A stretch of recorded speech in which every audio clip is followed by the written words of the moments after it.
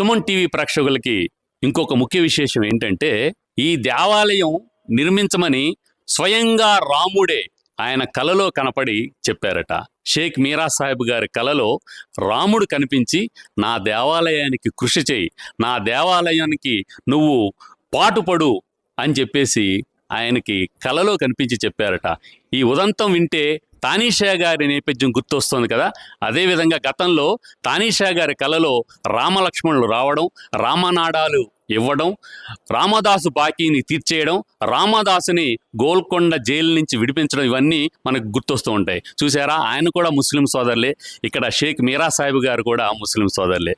మరి ఆయన కలలో ఏ విధంగా రాముడు కనపడి, నేను ఎండకెండుతున్నాను, వానకి తడుస్తున్నాను నా కళ్యాణం రోజున, అందుకని నువ్వు గుడి కట్టు, ప్రజల సహకారంతో కట్టు అని చెప్పేసి 3 రాత్రులు, ఒకటి కాదండి 3 రాత్రులు వరుసగా షేక్ మీరా సాహెబ్ గారి కలలో కనపడి ఆయన్ని ప్రోద్బలం చేశారట. ఆ విధంగా కలలో ఏ విధంగా రాములు వారు కనపడి ఈయనకి ఏ విధంగా చెప్పారో ఆ విశేషాలు కూడా మనం ఆయన్ని అడిగి తెలుసుకుందాం. ఇప్పుడు మనం బూడిదంపాడులో ఉన్నాం. బూడిదంపాడులో షేక్ మీరా సాహెబ్ గారు అనే ముస్లిం సోదరులు నిర్మించిన ఈ దేవాలయంలో ఉన్నాం. ఇక్కడ గ్రామస్తులు కూడా ఉన్నారు, దేవాలయానికి సంబంధించిన వారు కూడా ఉన్నారు. వీరిని అడిగి వారి స్పందన ఏంటో తెలుసుకుందాం. చెప్పండి, మీ పేరు? సోమయాచారి గారు. సార్. ఓకే, మీరు షేక్ మీరా సాహెబ్ గారు ఈ దేవాలయాన్ని నిర్మించాలని అనుకున్నప్పుడు మీ స్పందన, అంటే మీ గ్రామ ప్రజల స్పందన ఏ విధంగా ఉంది? స్పందన చాలా బాగుంది సార్.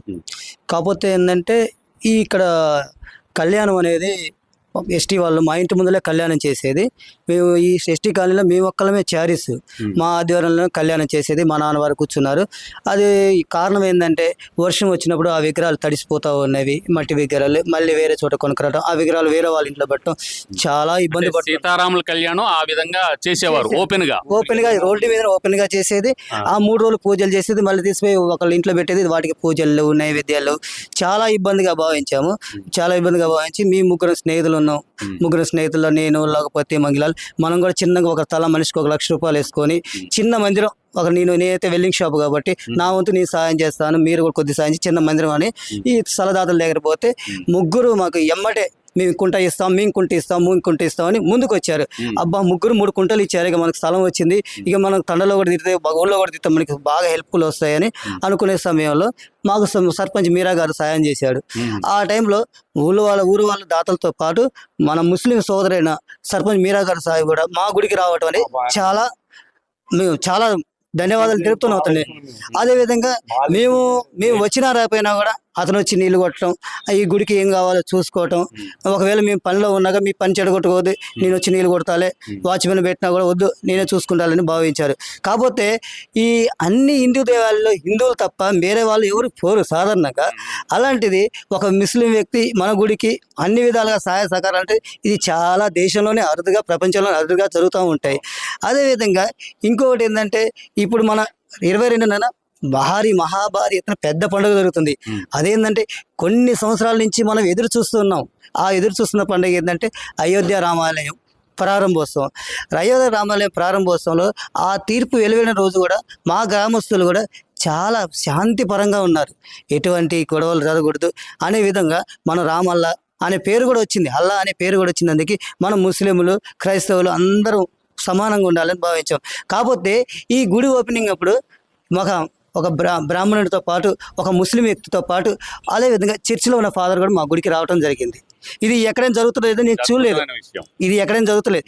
చర్చిలో ఫాదర్ కూడా పిలిస్తే చర్చిలో ఫాదర్ కూడా మాకు వచ్చేసి ఆయనకు సంబంధించిన, ఆయనకు తోచిన విధంగా 4 మాటలు కూడా చెప్పడం జరిగింది. ఇది మా ఊర్లోనే జరిగింది. ఇక్కడ ఏది ఒక బూడిదంపాడు ఈ గుడిలోనే జరిగిందని నేను చాలా భావిస్తున్నాను. అదేవిధంగా ఈ గుడి యొక్క విశేషం ఏంటంటే, దాతలతో సహాయంతో పాటు ముందు ఇంకొక ప్లేస్ తీసుకున్నాము.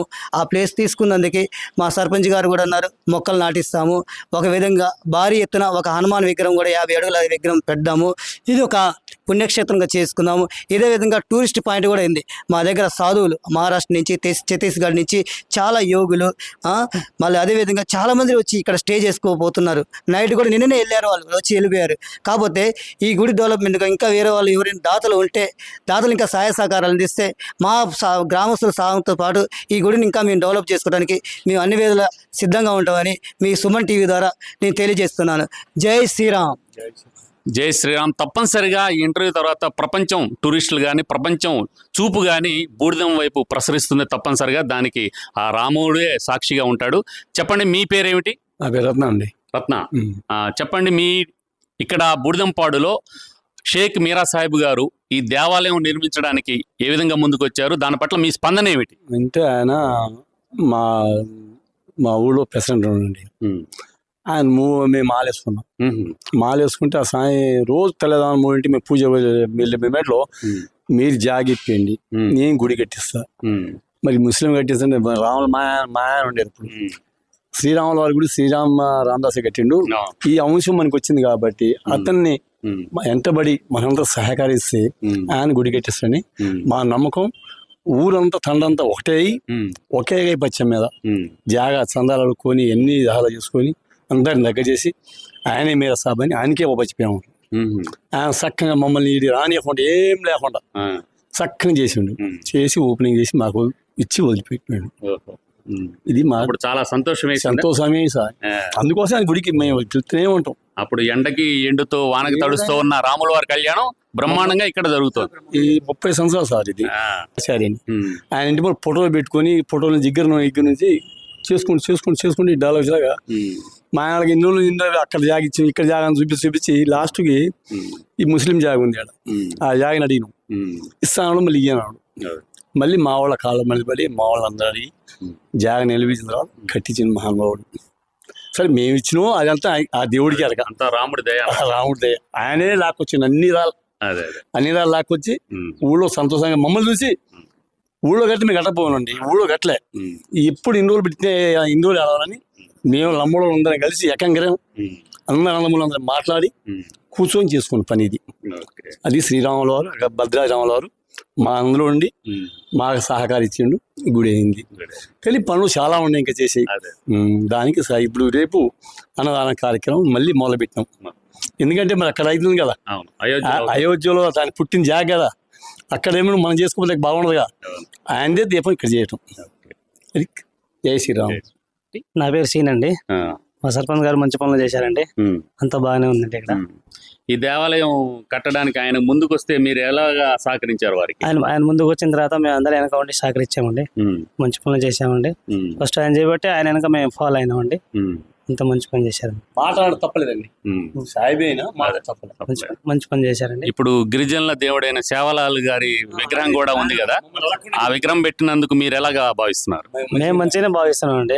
ఎందుకంటే మాకు చెప్పకుండా విగ్రహం తెచ్చిండు కాబట్టి మేము మంచిగానే భావిస్తున్నాం. ఎందుకంటే మా స్వామి కాబట్టి మేము మంచిగానే అనుకుంటున్నాం.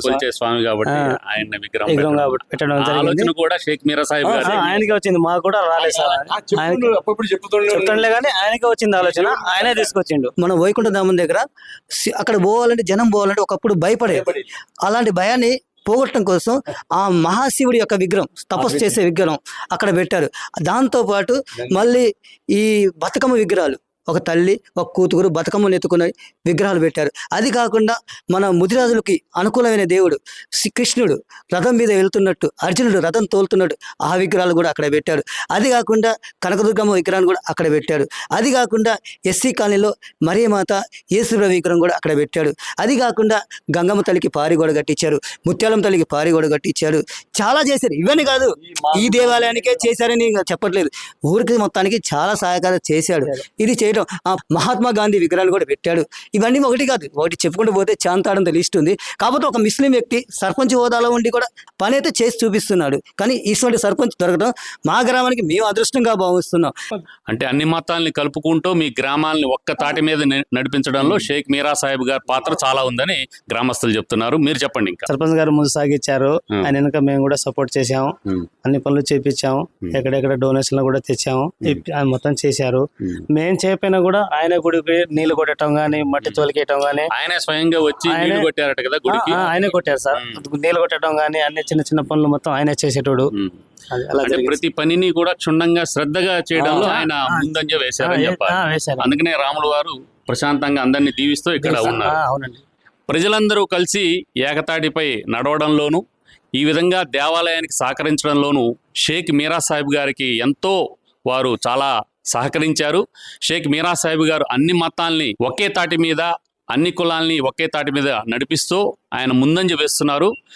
చూడండి షేక్ మీరా సాహిబ్ గారు, ఇక్కడ గ్రామ ప్రజలు నాకు చెప్పింది ఏంటంటే, మీకు తరచుగా రాముడు కలలోకి వచ్చి మిమ్మల్ని నిద్రపోనీయకుండా చేసి ఈ దేవాలయానికి కట్టాలని చెప్పారని చెప్పారు. ఆ విషయం గురించి చెప్పండి.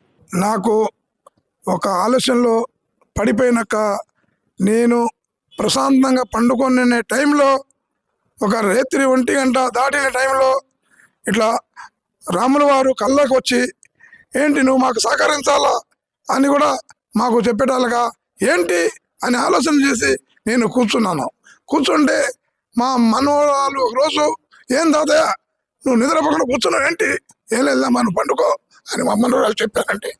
ఆమోదత్తు దాత ఇచ్చినాక మేము అది చేయలేదండి, గుడి గట్ట ఓపెనింగ్ చేయలేదండి. ఆమోదత్తు అంతే తండలో ఉండదండి, 2 సంవత్సరాలు ఓపెనింగ్ వేసిన దానికి వచ్చేయడం జరిగింది. ఆమోదత్తు కూడా నాకు అప్పుడప్పుడు కల్లో రావడం జరిగిందండి. నన్ను ఉగాదికి దేవుడు వెళ్ళి కడకపోయినా నీళ్ళలో దీపం ముట్టించుకోరా, నాకు కడగొద్దా, నా కుంకం పోయేద్దా అని కూడా ఎత్తు కూడా నాకు కల్లో వచ్చిందండి. కరెంటు పోయినాక గుళ్ళో వీళ్ళు ఎవరైనా తిరిగి చూడకపోతే మీ ఇంట్లో దీపం ముట్టించుకోరా, నువ్వు గుడికి వెళ్ళి మీరు చూడరా, నాకు లైట్ వేయరని కూడా నాకు రాముల వారు వచ్చి కల్లో చెప్పారండి. నేను అబద్ధాలు కాదండి చెప్తే మీరు నమ్మరు, నాకు ఆత్మకు తెలుసు, నేను చెప్పుకునే విషయం కాదండి, ఇది జరిగిందండి. ఒకళ్ళు నిద్రపోయాను, నేను నిద్రపోనండి. అద్భుతం సార్, మీరు ఇది చెప్తుంటే తానీషా గారికి కలలో కనపడి రామలక్ష్మణులు ఇద్దరు వచ్చి రామనాడాలు ఇచ్చినట్టుగా రామదాసుని విడిపించడానికి ఆ ఉదంతం అంతా గుర్తొస్తుంది.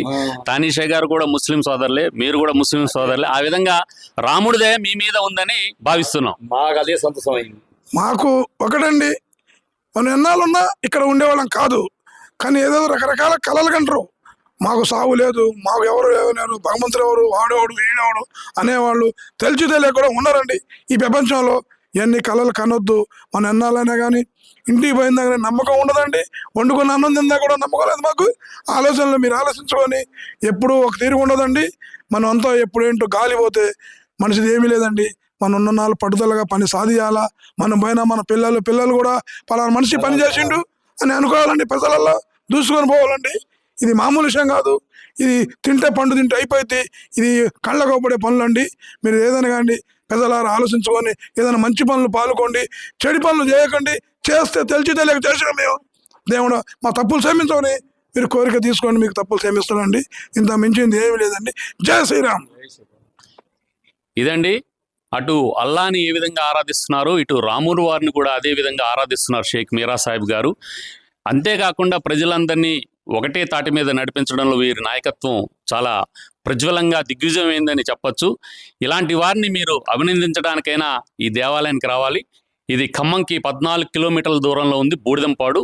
ఈ గ్రామానికి వచ్చి మెయిన్ రోడ్డుకి దగ్గరలో ఉన్నటువంటి ఈ దేవాలయాన్ని, అదేవిధంగా షేక్ మీరా సాహిబ్ గారిని కూడా అభినందించి వెళ్ళవలసిందిగా మేము కోరుతున్నాం. మరొక మంచి వీడియోతో మళ్ళీ కలుద్దాం. అంతవరకు నమస్కారం. జై హింద్, జై శ్రీరామ్.